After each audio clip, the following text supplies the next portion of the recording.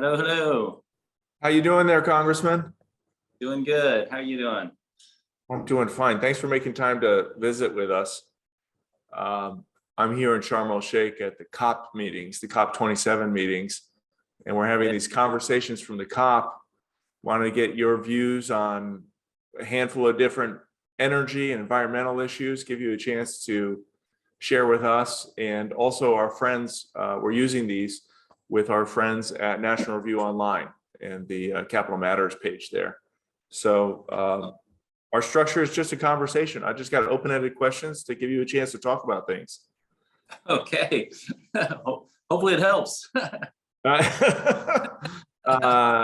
You're modest, and that's both rare and attractive in a lawmaker. Well, let's just start off with a kind of a level set. And Let me fix the audio real quick, if that's okay. okay. Yeah, absolutely. Let me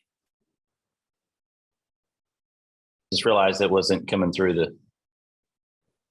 Hello, hello. How about now? Can you hear? Is that any better? I think I'm still glowing. Am I glowing over there? Nope. Sounds good. Okay. It's my stunt double. Everybody needs one. Yeah. Well, cool. Okay. I'm sorry. Okay, I think we have the tech stuff. I'm just going to pick up from the top there. Let folks know that I'm with Representative Michael Cloud of Texas. This is another in a series of conversations from COP27. We're very happy to share these with our friends at National Review Online at the Capital Matters page. Today, we're just going to get the Congressman's views on a range of energy and environmental issues. And I thought I'd start out by asking you for just a level set about these UN meetings and the United States sending a delegation year after year for the past 3 decades. How does this impact your work? How important is it for us to be involved at this sort of level? I'm sure you're very familiar with the Paris climate agreements and the implications for the United States. Just help us situate you on these issues, Congressman. Sure. Yeah. A lot of what we're seeing, that's happening, and a lot of these initiatives really have a lot to do with ultimately ceding America's strength to this kind of globalist push. And so I remember sitting in a committee hearing once on all these climate issues, and the chairwoman at the time was saying, "We're in a national climate emergency," and I followed up with that. It was like, if there is a climate emergency, it's not a national one. It's a global one. We can't address this unilaterally in our nation. And the fact of the matter is, you look at all these benchmarks, and whether you're in the energy sector, the ag sector, which has kind of come under the whole Green New Deal push now, we're doing it better than the rest of the world. And so, a lot of what needs to be happening is, instead of us putting restrictions on Americans doing their good work, we need to be having them take up more of the market.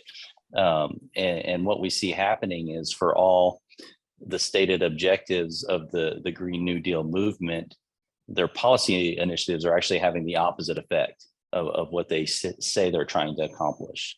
And so, you can look at what's going on in Europe right now, and instead of natural gas, they're actually chopping down trees again and burning wood to keep their homes warm again. That's the wrong direction. The answer isn't for us to ignore 100 years of progress and ignore the industrial age and everything that happened. We can continue to improve on those gains, but the answer isn't for us all to run into the forest and not live our lives and not use the resources that we've been gifted with. I think there's a really interesting linkage there with both the electricity needed to run the economy, the home heating, the fueling of these nations that you're talking about in Northern Europe, with the agriculture. So for many years, we had kind of this global elite community wagging their fingers at Americans, saying that we're way behind and that we're not doing things the right way. And on one hand, we have the Germans and the Brits and the rest of Northern Europe turning on coal plants after telling us that we could never do that again, chopping down trees, as you said. And then if you look at Sri Lanka, it only took a couple years to implode the entire country when it comes to they said we're not going to have GMOs and we're not going to have fertilizers. But modern agriculture requires both. That's how we feed a growing planet of 8 billion people. To that point, one of the stats that's gotten overlooked recently is for the first time up to a couple of years ago, the world was producing more food than the world needed. And so we have some challenges in getting it where it needs to go for political dynamics and infrastructure issues, but that's still a major step. And so a large part of that from the ag industry, you look at their inputs have stayed relatively the same over the last several decades, but their ag inputs when it comes to the U.S. industry has shot up dramatically. And so we're producing a lot more with roughly the same amount of inputs. But yet, the Green New Deal movement is feeling like they have to put their thumbprint on that and weigh the scales down to kind of control what's happening there in that space, when the fact is it's an amazing success story as is. Right. Tell me a little bit about what is the interaction like from where you sit in your day job with the administration on energy issues? There's a little bit of a natural tension, and I don't mean ideological or worldview, in that I'm here at an international meeting. This is a UN function. The administration is led by the executive branch, and yet nothing can be done here that is binding, right? We really require in our system of government for the Congress to get involved. Do you have a good conversation with the folks in the administration? Is the president listening as much as talking, or am I hoping for too much there?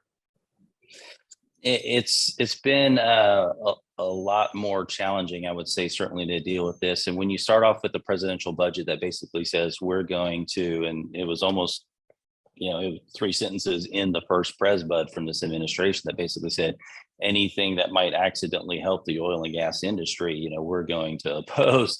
It makes it very challenging, and then we come to a gas price crisis and an energy crisis, and then suddenly they're saying, oh, produce more, but there's no incentive to produce more. And as a matter of fact, we were sitting in a hearing in the oversight committee where they literally brought together all the executives from the oil and gas industry, and they were trying to get them to promise to stop producing, and thankfully they didn't take the bait. But just a couple months later, Putin's invading the Ukraine, and we've seen how that committee didn't age very well. And so when you see the policies coming out of the administration where it's basically we're going to restrict the American energy sector and promote those same sort of activities in other countries, you get to realize that this isn't really about climate objectives. This isn't about climate goals. This is really about some other thing. And you can look what at would that be? Is it is it virtue signaling? Am I being unfair? What is it? What is this all about? At some level, some people are probably just virtue signaling, but I often point back to there was an intelligence analysis done in the Bush years and this was a consensus document, and they put it together, every few years saying, what's the next 25 years look like? And basically they said the largest shift in political influence and wealth that has ever happened in human history is happening. And then they said it's a virtual certainty that it will continue. And they said that shift is going from Western countries to other countries, Eastern countries, and basically, from countries like ours that promote freedom and prosperity to other countries that don't. They said that trend's going to virtually continue. It's a virtual certainty that it's going to happen. They said it's happening for 2 reasons. We're sending manufacturing overseas, and we're sending oil and gas revenues overseas. And so a lot of this has to do with resetting the world order toward a globalist initiative, as opposed to one where America leads on the issues. But history has shown that the world does better when America leads on these different issues. And so it's very important the issue is you have a lot of elite that have heavily invested into this transition happening. And so, they're personally invested in it.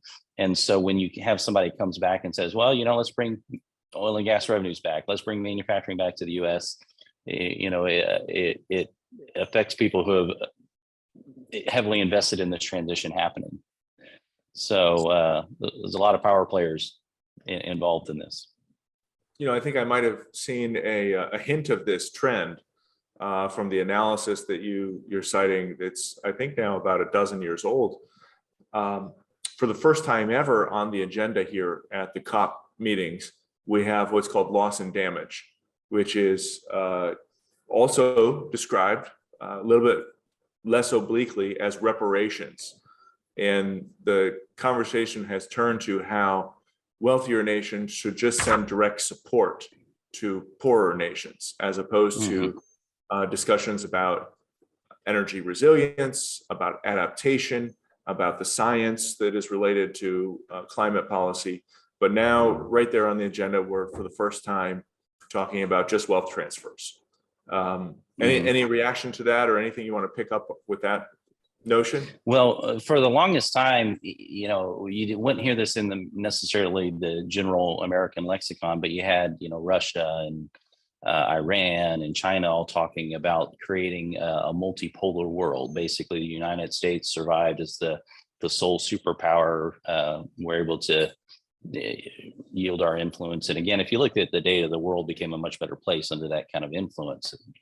We were imperfect at it, but still better than previous, nations that have done that.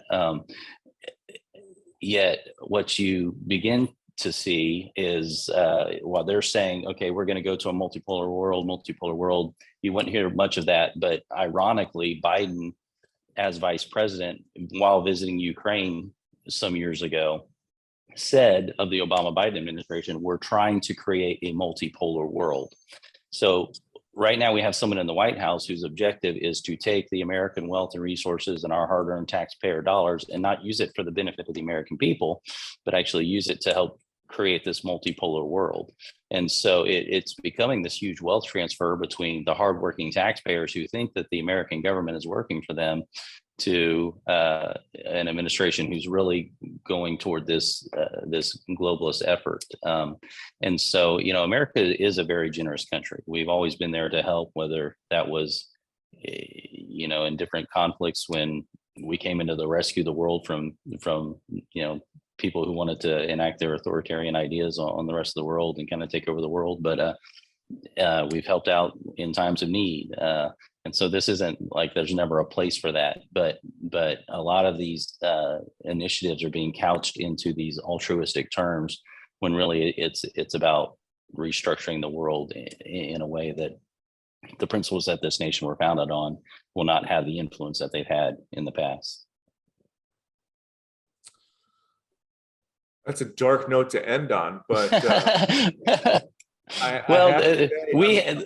grateful for what you're doing, because it hasn't come to pass, right? The good work is still right. And we do have an alternative vision, which is, as you said, America leads through an abundance agenda. Right. And there's a lot of potential here. The great thing is that we still have the amazing natural resources here. We still have all the potential to lead on the world and to be that influence. And if we have the mechanism, for us to set the environment and government where the American people can do their best work, is the best thing that we can do, and the American people will rise to the challenge. We're ready to compete. We're ready to do it in a way that is beneficial not only to our economy and the things that need to happen here for our families and our communities, but we've done it in a way that's made the world a better place. I've talked as a natural optimist. That's a note I feel comfortable going out on. Uplifting, positive, forward. Yeah. We have a great opportunity before us, but we get there by recognizing the challenges that are ahead of us. We don't do it by living in la la land, but if we recognize what's happening, then we can embrace those principles this nation we're founded on, be thankful for the resources God's given us, and do what we can to make the world a better place with them. Congressman, let me give you the last word. I'm very grateful for your time and the work that you're doing. Is there anything else that I need to know, or you want to make sure that we share? Well, we have an amazing story to tell as Americans. And this is the one thing I'll say when it comes to the energy sector, but just generally speaking, as us as Americans, as long as we have imperfect people, it's going to be imperfect. But with every single generation, we continue to be that more perfect union that is continuing to make the world a better place. And so we have a great story to tell as Americans, and something to be proud of. That certainly is true in the energy sector.